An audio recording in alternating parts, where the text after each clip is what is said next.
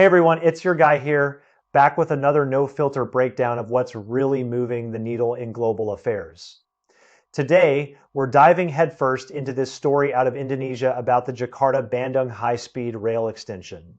A lot of you have probably seen the headlines floating around. Indonesia is suddenly floating the idea of handing the Bandung-Surabaya stretch over to Japan, and man, the online reaction has been fierce.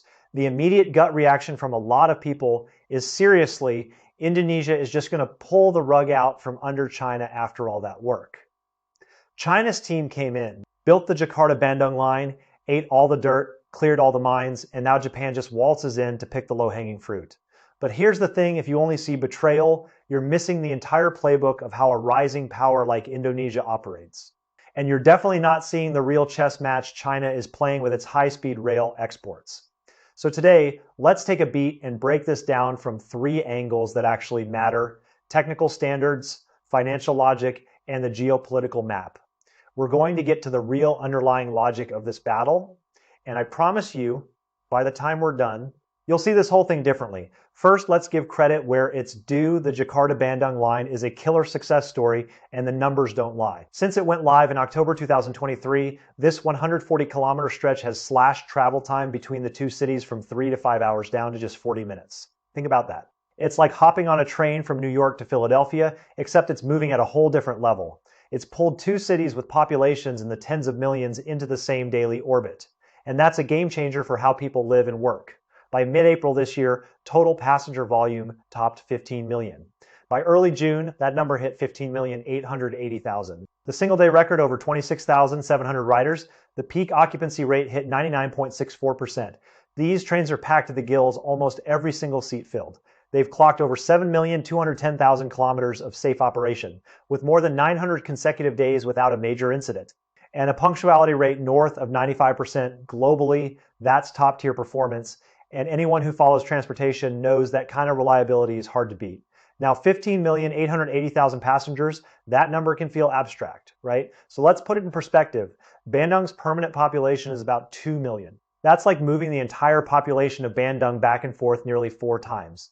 It's not just locals, either international riders are piling on too, with over 760,000 foreign passengers total. The biggest group is Malaysians, over 340,000, followed by Singaporeans at over 90,000, and Chinese nationals at over 60,000. Talk to a local taxi driver like Ricky from Bandung, and he'll tell you he's watched the area around Padalarang Station go from a quiet suburb to a booming commercial hub. Malls, office towers, hotels, they're going up one after another, and it's not just construction. It's real economic activity. People in Bandung can now commute to better jobs in Jakarta. And Jakarta folks can zip over to Bandung for a weekend getaway without spending half their day on the road. That two-city lifestyle, it's now everyday reality. And that changes everything from property values to family dynamics. But beyond the visible changes, the shiny stations and packed trains, the line has left behind invisible assets that are arguably more important. The project has trained nearly 600 Indonesian professionals, drivers, dispatchers, maintenance techs, you name it, all local. These folks aren't just trainees, they're the future backbone of Indonesia's rail industry, and that kind of human capital doesn't go away when a project ends. No question, the Jakarta-Bandung line has blown past its initial teething phase and is now in full growth mode. It's not just a train, it's a proof of concept that's running every single day. But here's what most people miss: Bandung was never the final destination. It's just a stop on Java's main east-west corridor. Indonesia's goal from day one was to build a high-speed spine across the entire island, from Jakarta through Bandung, Semarang, all the way to Surabaya in East Java. Why Surabaya? Because Java is the absolute core of Indonesia. It's the engine room of the country. It's less than 140,000 square kilometers, but packs in over 150 million people, more than half the country's population, making it one of the most crowded islands on Earth. Jakarta is the political and financial heart. Bandung is the creative and tourism hub, Semarang is the logistics nerve center, and Surabaya is the second biggest city and economic engine of the East. String these cities together and you've got Indonesia's economic aorta, the lifeline that keeps the whole nation pumping. If they can get a high-speed line all the way to Surabaya, the total length would top 1,000 kilometers, and travel time from Jakarta to Surabaya would drop to around 3 hours, like going from Washington, D.C. to Boston, but with way more people and way more economic firepower. That would be a game changer for Java's entire economic landscape, and Indonesia knows it. But building that extension is way harder than the first leg. And I mean way harder. Bandung to Surabaya is 600 to 700 kilometers, with tougher terrain, multiple mountain ranges, over a dozen rivers, and thick tropical rainforest that makes construction a logistical nightmare. The geology is even more unpredictable than the volcanic rock they dealt with on the first stretch. And that's saying something. Early estimates put the investment at over $10 billion, possibly 20 to 30 billion, 3 to 4 times what the Jakarta-Bandung line cost. That's a massive chunk of change, even for a country with Indonesia's ambitions.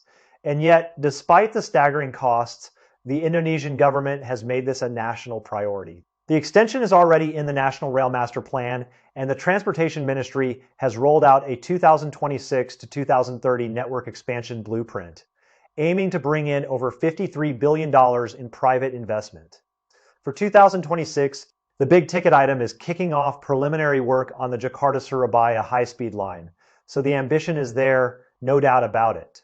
Now, with all that as the backdrop, Indonesia suddenly starts floating Japan's name for the extension, so the backstabbing reaction. Totally understandable. And honestly, I get why people feel that way. If you remember the hell China's team went through to build the first leg, you get it. Java is volcanically hyperactive. The construction route was packed with volcanic rock and soft soil that shifts like quicksand. Mud bursts were constant at their worst, shooting mud over 100 meters high like something out of a disaster movie. On top of the geology, there were environmental disputes that dragged on for months, and then the sudden global pandemic hit, which forced work to halt completely for stretches. The project ended up over budget by about $1.2 billion, and the timeline stretched years beyond the original plan. The Jakarta-Bandung line came online because the Chinese team chewed through one impossible obstacle after another, and they didn't quit. And as of 2025, Indonesia still has about $7 billion in outstanding debt on the project. That's real money, not pocket change.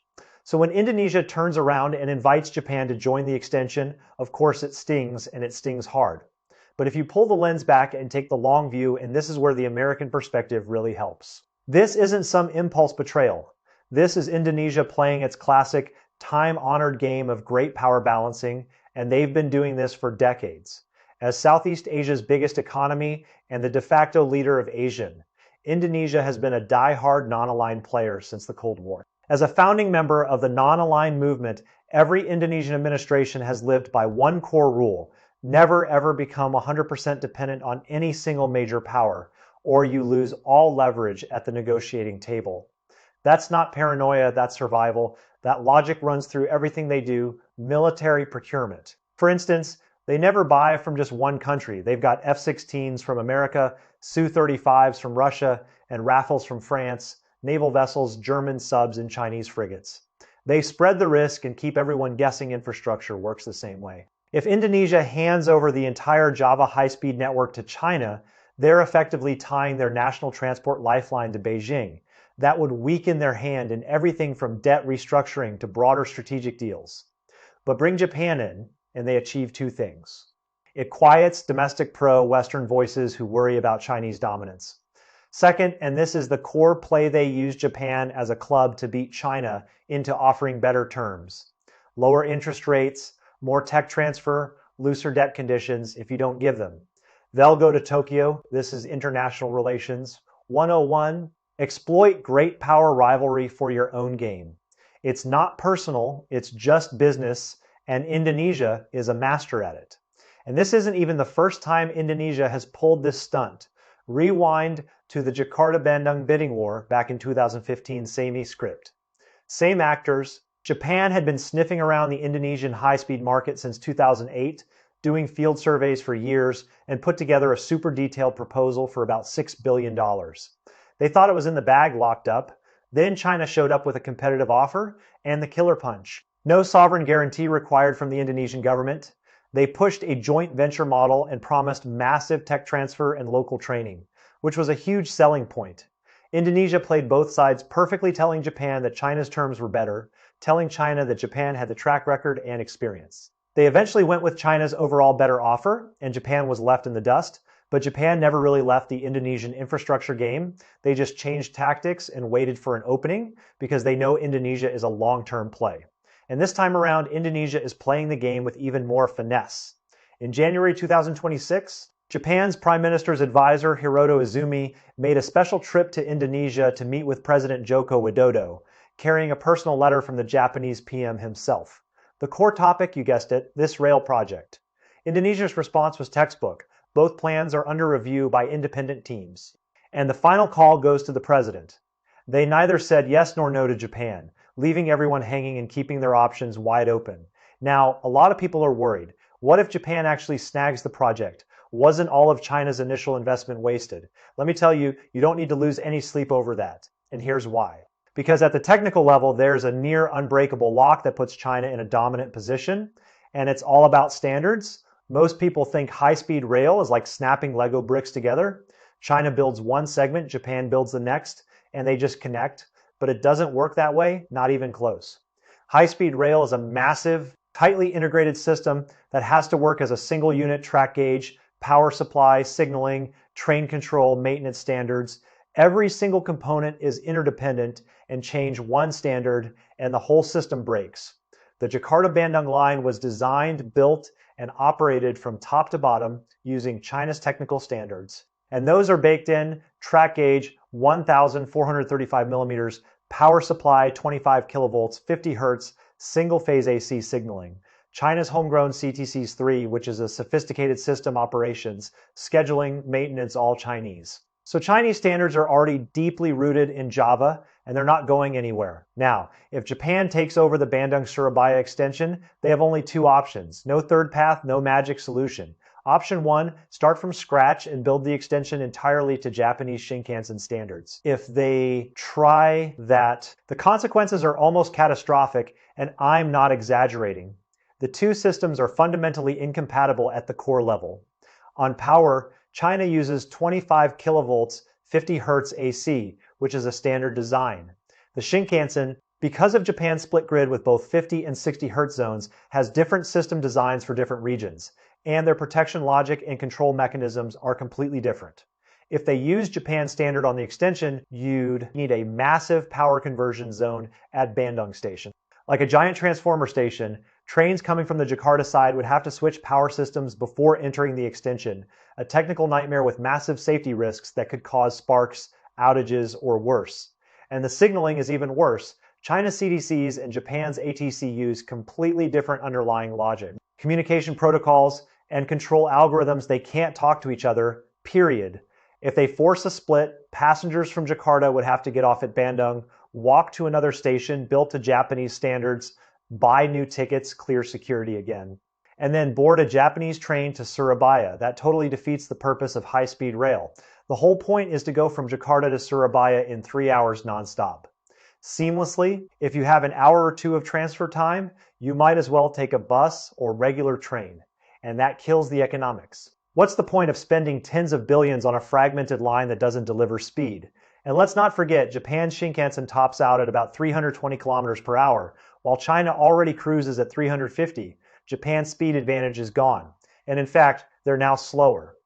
So option one is a dead end. Since option one is a dead end, Japan has to go with option two, compromise and adapt to China's standards. That means swallowing their pride, studying China's high-speed rail specs, buying equipment that's compatible with China's system, and plugging into China's signaling network at the back end. That sounds simple on paper. But for Japan, it's a steep uphill climb, and I mean steep first, there's the face issue. Japan has always treated Shinkansen tech as a national treasure, a symbol of their post-war revival. Adapting to China's standards would be a public admission that China's system is superior. And that's a bitter pill for a country that prides itself as the original high-speed rail pioneer, more practically to make the signaling systems truly seamless. Japan would have to hand over their core signaling code to China. That's like showing your opponent your entire playbook. And for a company like Hitachi or Mitsubishi, that's practically impossible. Even if Japan set all that aside and built the extension entirely to Chinese standards, who benefits China? Obviously, the whole world would see it and say, look, even Japan is working inside China's high-speed rail framework. That would solidify China's standard as the global benchmark. And Japan would become a subcontractor on their own project. So no matter which way Japan turns, they're boxed in. Now let's talk money because that's where the real story gets interesting. A lot of people think China poured money and sweat into the first line, and losing the extension to Japan would be a huge loss. But run the numbers. And you'll see China actually pulled off a slick financial risk transfer that would make any Wall Street banker nod in approval. The Jakarta-Bandung project was initially priced at about $5.5 billion. Final cost, $7.2 to $7.3 billion, almost 30% over budget, which is par for the course in these mega projects. About 75% of the construction funding came from loans from China Development Bank. So China was on the hook for most of it. By 2025, Indonesia still owed roughly $7 billion. So the debt is still outstanding. On operations, the joint venture company that runs the line lost $258 million in 2024, and another 160 billion Indonesian rupiah in the first half of 2025. That's a real burn rate. But here's the reality check. Practically every high-speed rail project in the world loses money in its early years. In China itself, most new lines run in the red for years, and the same happened with Amtrak's ACELA in the US. That's because these are asset-heavy projects. Depreciation and interest are fixed and massive, while ridership and commercial development take time to build up. Jakarta-Bandung's ridership has actually smashed expectations. Over 15 million passengers in just over 2 years with near full occupancy. At this trajectory, hitting break-even or profitability is entirely realistic. And that's a huge positive, but the short-term financial pressure is real, and the extension is a much bigger bet, like a whole different league. The distance is 4 to 5 times longer. The terrain is tougher, and early estimates put investment at $20 to $30 billion. That's not chump change. If China takes on the entire extension, they'd have to sink tens of billions more, absorb potential overruns, operational risks, and possible defaults. The Indonesian government has already stated that the extension must not add to the state's fiscal burden. They want to push it as a public-private partnership.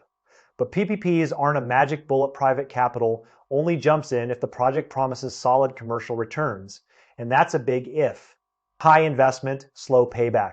Whether the corridor can generate enough traffic to justify that is still a huge question mark, especially with Indonesia's income levels.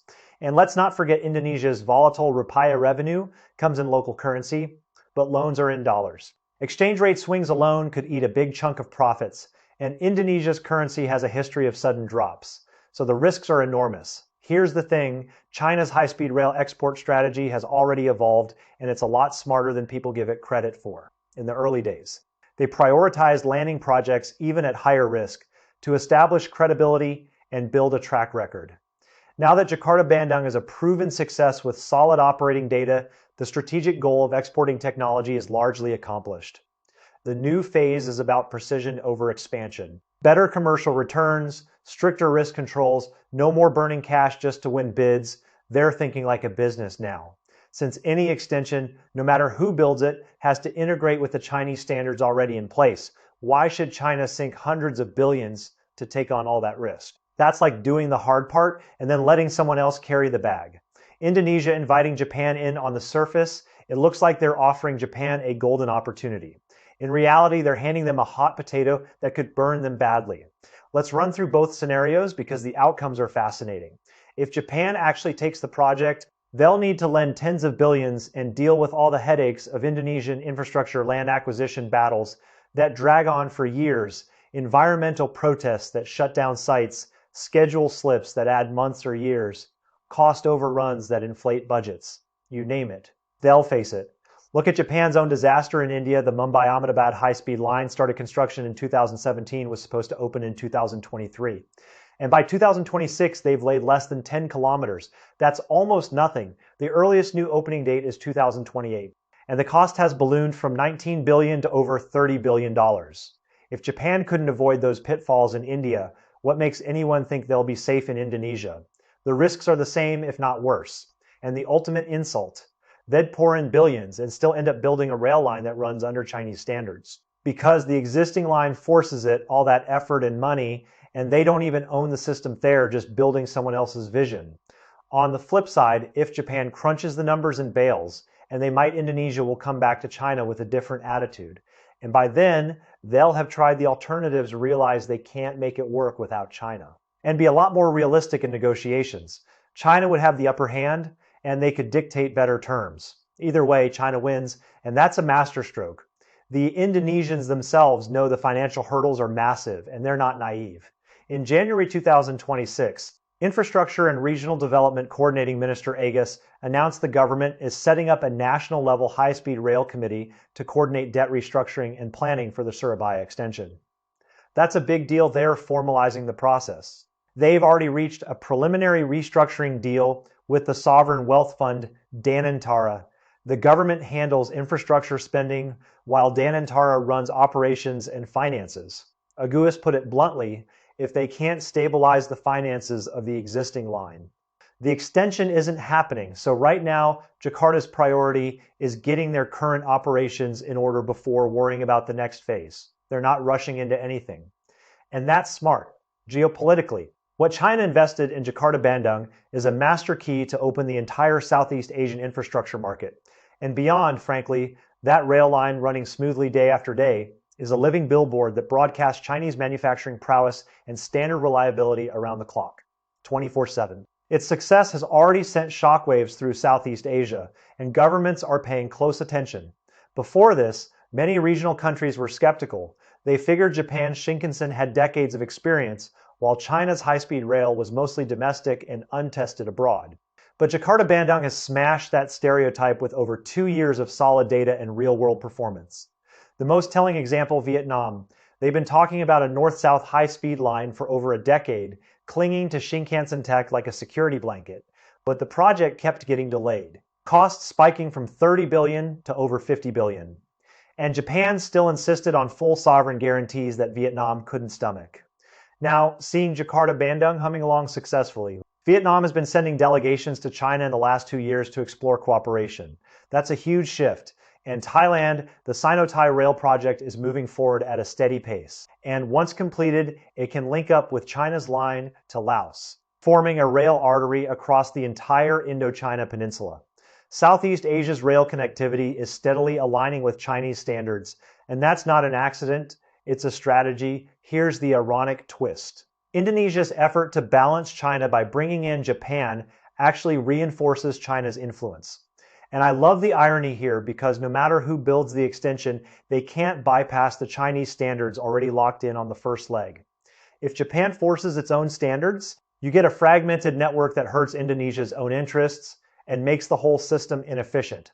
If Japan caves and uses Chinese standards, they effectively endorse China's system and cement its dominance across the region. Either way, China benefits and Japan ends up in a lose-lose. That's the geopolitical dividend of locking in tech supremacy. It's like planting a flag that everyone has to respect. Zooming out, this reflects a new Chinese playbook in Southeast Asia. They're no longer chasing every project competing on price and loans like a fire sale. Instead, by creating a flagship project and embedding their standards, they achieve a softer control over the region's infrastructure architecture.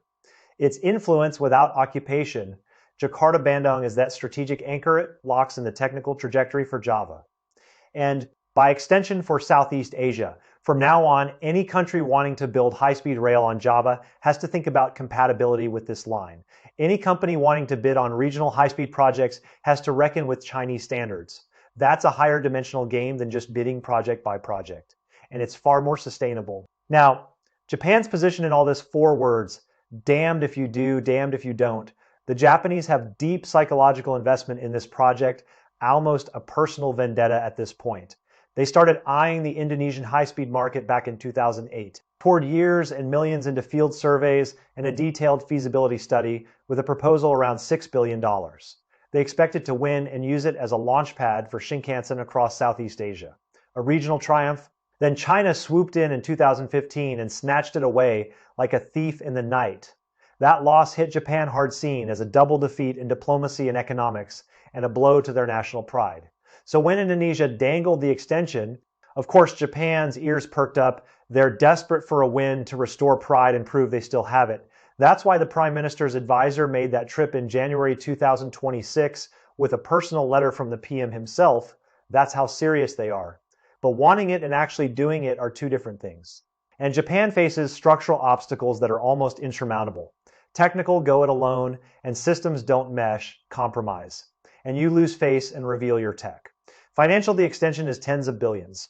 And Japan's government debt already exceeds 260% of GDP, the highest among developed nations. Even worse than the US, they don't have endless cash for overseas infrastructure. And their corporate sector is risk averse after decades of stagnation.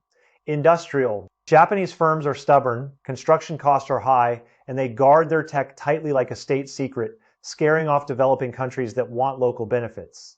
Even more worrying for Tokyo. Their traditional dominance in Indonesia's rail market is eroding in the commuter sector, which is a warning sign. Nikkei reported that Indonesia State Railway is replacing aging Japanese second-hand commuter trains in the Jakarta metro area with new units from China's CRC Saifang. In Greater Jakarta, about 80% of commuter trains are Japanese hand-me-downs, most over 20 years old, breakdown-prone, and increasingly replaced by new Chinese stock that's more reliable and comfortable. That kind of erosion in the regular commuter market is in some ways more alarming than the high-speed competition because it's a steady loss of a foothold. And what about China's attitude through all this? Strategic calm, pure and simple. They're not stressed because time is on their side, and they know it. The Jakarta-Bandung line has been humming for over 2 years. Chinese standards are baked into Java's transport infrastructure like concrete. The extension, whoever builds it, can't get around that baseline. It's a fact, not a hope. China doesn't need to fight or scramble. They can wait, watch, and let the process play out. Let Japan and Indonesia go through the motions, hit the walls, realize that going their own way is a dead end, and come back to the table with a more pragmatic mindset. Plus, Indonesia just had a presidential transition in 2024 new administration, new uncertainties, new priorities. Backing off a bit and not putting all their eggs in one basket is a savvy political hedge that any strategist would admire. Let Japan stir things up. It will only make the Indonesians appreciate how essential China's tech support really is, and they'll come back wiser. Looking broader, this fits China's strategic pivot for high-speed rail exports, and it's a shift worth paying attention to. The era of quantity and blanket coverage is over. Jakarta-Bandung fulfilled its mission as a flagship demonstration. It's the showpiece. The next phase is about quality deep penetration through standard setting and supply chain control. They don't need to do every job themselves or underbid every tender like they used to. Once Chinese standards take root globally, the downstream benefits, parts replacements, system upgrades, maintenance, training will generate enormous long-term economic and political returns that dwarf the initial investment. Modern great power competition isn't about grabbing territory anymore. It's about controlling standards, supply chains. And the narrative, whoever sets the standards holds the throat of the industry, and that's the real prize. So when you look at a project of this scale, you can't just stare at the short-term balance sheet and cry victory or defeat. You have to see the public benefits, the comprehensive returns. And the strategic value that outlives any single contract. That kind of vision goes beyond mere commercial logic. It's the hallmark of major infrastructure strategy, and it's how great powers operate. People who scream China lost or Indonesia betrayed are reading complex geopolitics through a zero-sum lens, and that's just shallow and outdated. What China earned from Jakarta-Bandung isn't just an operating, right? It's a standard-setting authority, a regional market lead, and a profound geopolitical asset that will pay dividends for decades. In the future, Chinese high-speed rail will keep reaching farther across Java's plains, through Indochina's jungles, over Africa's savannas, and beyond South America's rivers. It's not just about 350 kilometers per hour. It's about the vision of peaceful development and mutual benefit that China brings with it. Whether you agree with that vision or not, it's a force to be reckoned with. All right? I want to hear from you, and don't hold back. What's your read on this three-way standoff? Do you think Japan will actually take the plunge and sign on for the extension, or will they chicken out? And what does this mean for U.S. interest in the region? Are we paying enough attention to this? Drop your takes in the comments and let's get a real conversation going. That's all for today. Catch you next time. Peace.